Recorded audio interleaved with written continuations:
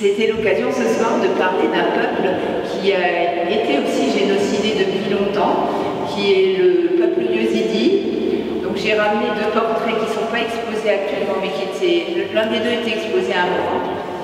C'est Nadia Mourad, qui a eu le prix Nobel de la paix en 2018, et une deuxième Yezidi qui s'appelle Nihat Barkat. Toutes les deux ont subi le génocide yézidi en Irak et en Syrie, et en sont sorties, et elles ont eu le courage de témoigner, ce qui était très difficile par rapport à leur peuple, parce que c'était difficile de dire ce qu'elles avaient vécu, puisque en tout cas Nadia Mourad a été mariée à X reprises avec des islamistes, elle a été violée à multiples reprises, et elle a parlé au nom de tout son peuple pour qu'on sache. Bon, voilà.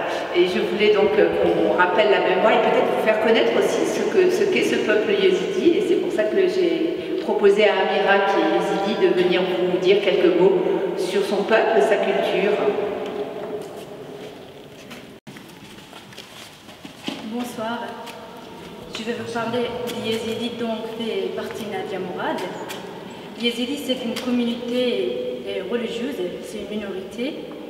Les Yézidis sont répartis dans différents pays, comme la Turquie de l'Est, la Syrie, et un petit membre des Yézidis se trouve en Iran. Et des Yézidis, à peu près de 200 000, se trouvent en Arménie, en Géorgie et en Russie, et en Irak, dont je fais partie. En Irak, ils étaient regroupés dans la région de Mossoul, des petits villages autour de Sinjar, c'est la grande ville. Dans certains villages, il y avait des musulmans, des chrétiens, des juifs. Ils s'entendaient bien avec les Yézidis. Il y avait près de 85 000 en Sinjar avant le génocide de 2014. Les Yézidis vivaient de façon en groupe, en communauté. Et il y a trois castes chez les Yézidis. Il y a les pires, les chers et les brides.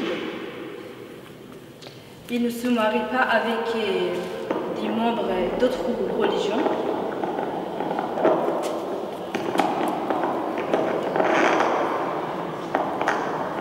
Merci. Ils ne se marient pas avec des membres d'autres religions. C'est parce qu'ils sont très peu nombreux. Ils veulent garder leur particularité religieuse.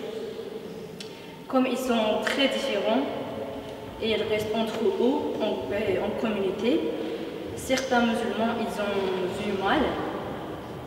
On était considérés comme des gens à part, des gens éliminés, parce qu'on n'était pas comme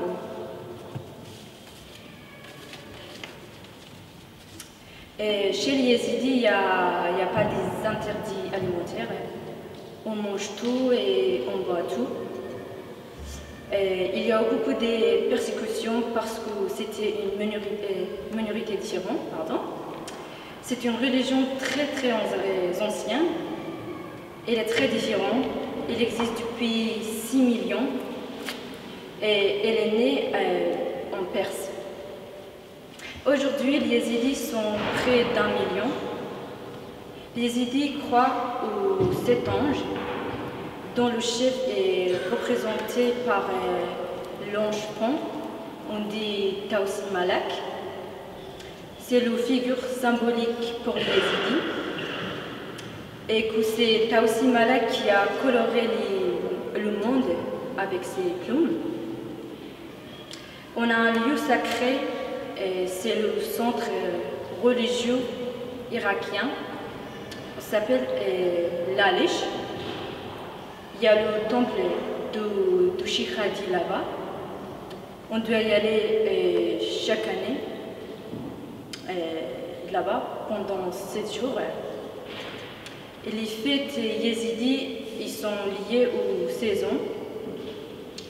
Les Yézidis sont très différents des musulmans, des chrétiens et des juifs dans leurs pratiques religieuses.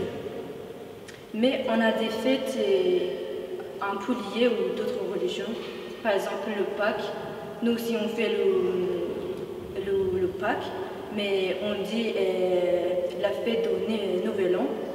On fait en avril et on colorie des œufs durs, mais dans le jardin, ça ressemble un peu le Pâques. Et il y a le grand chef religieux à l'Alish, c'est le Baba Cheikh. C'est comme le pape chez les chrétiens. Il y a aussi le Baba Chawish.